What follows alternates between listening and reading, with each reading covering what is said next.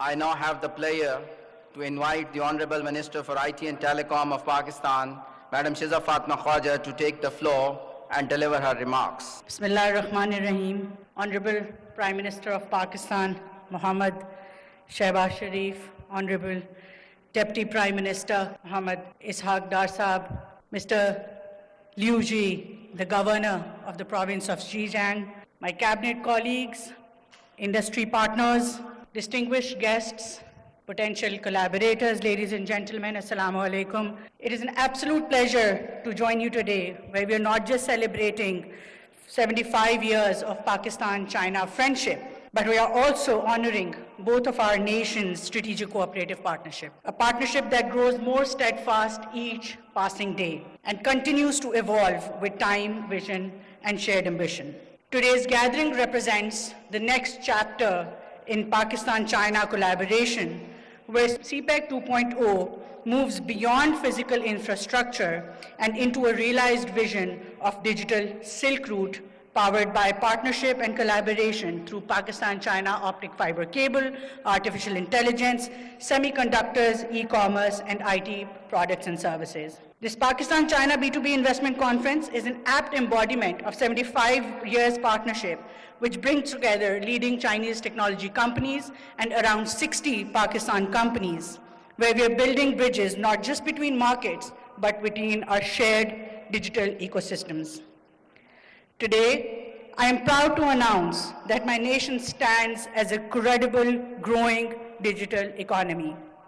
Pakistan has already proven to be a success for Chinese giants like Huawei, ZTE, and Alibaba, amongst others.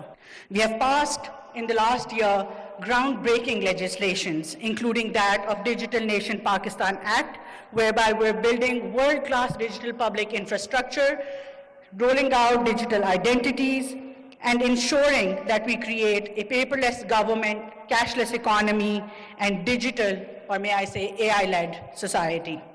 Last year, our federal government has already gone paperless with over 99% adoption of e-office under the leadership of Honorable Prime Minister.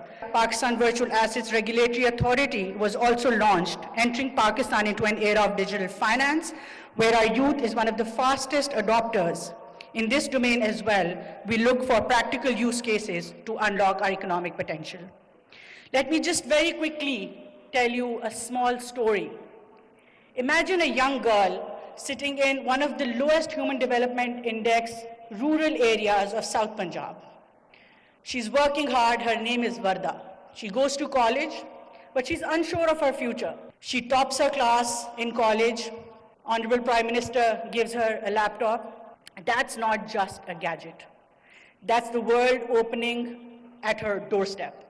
She learns about one of the top universities in the country, gets admission on merit scholarship, and gets into a law program. Comes to Lahore, starts her graduate degree, takes a gap year, goes back to that village, sets up a national NGO, and starts training more girls. Today, she has trained over 20,000 young girls in tech trainings. That is the power of digital.